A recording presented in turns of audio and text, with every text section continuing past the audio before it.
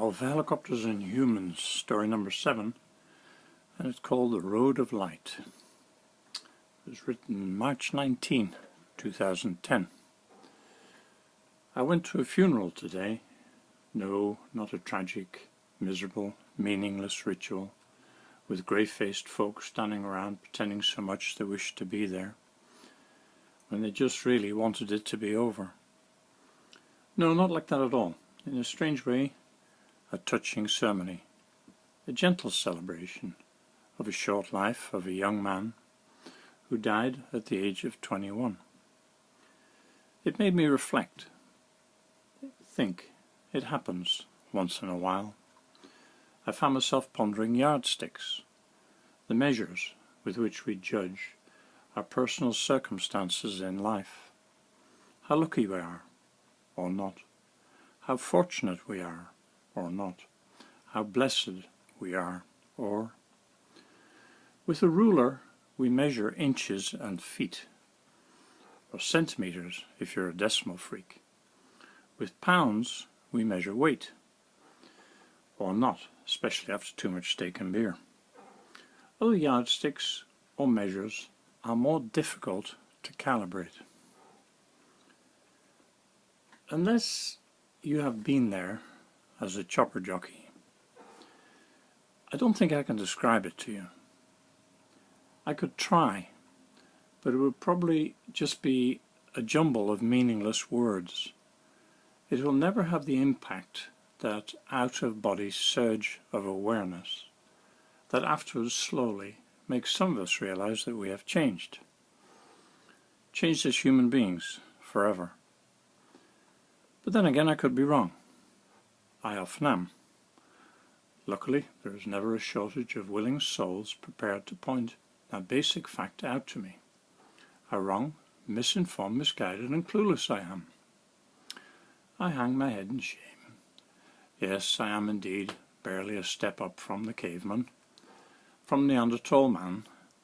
You can call me gormless man or clueless man. I'm just another helicopter jockey, so don't mind me. It's a road of light, you see. That's what it is. That's what's so impressive, so unique, so awe-inspiring. As you fly into the sun in your helicopter over the ocean, alone, you have to squint, it's so bright, but everywhere there is light. The ocean is lit up, a million dancing lights sparkle and fire, and bathe your eyes in radiance. You can see it for an eternity, 10 miles, 15 miles, 20 miles, maybe more, maybe a million light years. You're alone in your helicopter, beating along with that steady, purposeful, comfortable rumble. Helicopters have a soul, a heart, and they tell you things, how well you are tracked out, if you're flying in balance, when things are good, when things are not good. And today, things are good. They are beyond good. They are beautiful. There is a serenity about the ocean sky, the massive distances, far, far from shore, with not a ship, a boat, or a pebble of land in sight, only sky and waves, the flickering shadows of the blades, the hum and burble through the airframe, and the whirrings of your tiny mind. There is a peace here, a deep, deep calm, a calm not of waves or wind or streaking clouds. It's a calm of the spirit, a calm of the soul if you believe in it, a calm in your mind and heart where normally there is conflict and stress, and deep dark currents of doubt, swirling, fighting, with first one and then the other gaining a short-lived supremacy. It is a calm of acceptance, a calm of knowing, a calm born from a certain essential doubt and suffering, a needed suffering, fathered by solitude and painful experience, a modest suffering, compared with that of many people in this world, but a certain distress, nonetheless, and all that gone by, accepted and forgiven. Acceptance. You check your power settings, torque, temperatures, and you find that all is good. Fuel, it's good. you have plenty. You drift back to where you were in your strange reverie, your strange inner dialogue. You find yourself thanking God for the great gifts of your senses one by one. Sight, the incredible phenomenon of seeing. How come you have been blessed with sight all your life, and not stricken with blindness, like millions of your fellow human beings? You run your eyes to the horizon and back to the tiny rivets at the edge of the windscreen frame. You luxuriate in this amazing privilege to see. Hearing, the blades beat, the gears mesh, the engine whines, the wind sighs, and you can hear all of this. You can make sense of the different sounds. You know when a bearing starts to give out, that high-pitched squeal you had that came and went that day when the mechanics wouldn't believe you. You know when the transmission or the hydraulics are starting to grind. You know what sounds are normal, healthy, even happy. You know what sounds spell danger and require immediate action. The engine out alarm or the low rotor beeping. You know because you hear. And today, all you hear is good. Smell. You remember the day the electrics went on fire. You could smell it before you saw the smoke erupting into the cockpit. That strong nostril-assaulting odor of burning circuit boards. Smell is an amazing sense. It's so easy to take it for granted. You remember the smell of parachute webbing, which you will recognize instantly, even after years. The smell of Jet A fuel in the morning, and the smell of fresh grass as the rim of a weary sun slowly struggles above the distant dark horizon. Speech. She said she loved you, but she didn't mean it. It was more a matter of form. It was expected. But then you too have been guilty of warped speech. Everybody has at some stage. And yet it is such an amazing instrument, speech, the ability to convey deep, deep emotion, or simple understanding, or blazing contempt. Of all the senses you would volunteer to lose the first, strangely it might well be speech. I wonder why. Perhaps because it is the one you control, direct, harness the least. It's the one that gets away from you. Or perhaps not. Are you the strong, silent type, at home, with quietude? Touch. Instinctively, as you think about it, your fingers close more tightly around the cyclic. You feel the beat of your living steed, the slight telltale vibrations of the mad gallop. Touch is wonderful, the smooth rounded edges of a carpenter's prized work, the roughness of fresh sandpaper and the softness of her baby hands in yours. These are wonderful gifts to the helicopter pilot, all keenly and intensely utilized, mostly for good. But is there a sixth sense? You reflect again on that road of light you are flying along, the guiding path of illumination, with bright, golden sunlight blazing and beckoning you. And you know the sixth sense is the single most important one, the sense of awareness. If you are a little like me, you struggle perhaps with authority. Perhaps, like me, you are in essence a non-violent anarchist, a person who instinctively distrusts all authority foisted upon him by man, a typical helicopter rebel, be it the authority of the state or federal authority, society or church.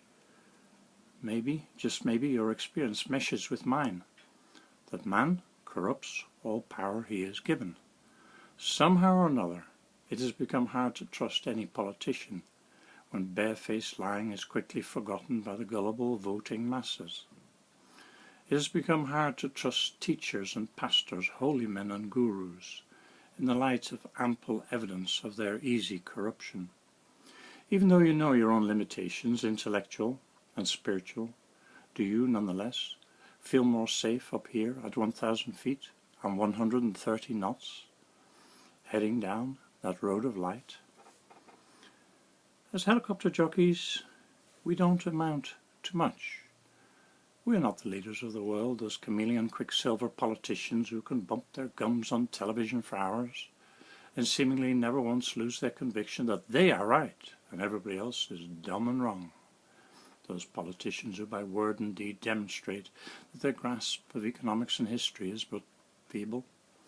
Those politicians who never bother to read books because they already know all the answers. No, we simple helicopter jockeys cannot aspire to such lofty heights. But there is no need. We have our own lofty heights to claim, our own star-studded heavenly emporium. It is our destiny to sail above it all, above the mean and twisted bickering, the depraved and corrupt machinations of those who crave power, and those who wield it arrogantly, yet fearfully, lest they lose it. For there is a truth written in our skies that the helicopter jockey understands well, better, I respectfully submit, than many a famed leader of the mortal men below. A simple truth, as befits simple men to understand. The truth is that we know ourselves as limited creatures, small and fragile. The truth is that we venture into the skies in our frail man-made craft, not as arrogant conquerors, but as humble pilgrims. We are seekers, and as we pass along that road of light, as we pass by towering mountains of power and awe, past unseen rivers of air and thought, through endless mysteries of ancient laws, we live, we truly live. In a manner better, higher and more noble than the frenzied ramblings of populist demagogues. We breathe, we reflect, we wonder, we marvel, respectfully, and in gratitude for an extraordinary privilege. I went to a funeral today. No, not a tragic, miserable, meaningless ritual, with grey-faced folks standing around, pretending so much they wished to be there, when they just really wanted it to be over. No, not like that at all. In a strange way, a touching ceremony, a gentle celebration of the short life of a young man who died at age 21. He was born seriously handicapped. He was nearly blind, could not speak, and could barely hear. The doctors thought he would not survive for long. They were wrong.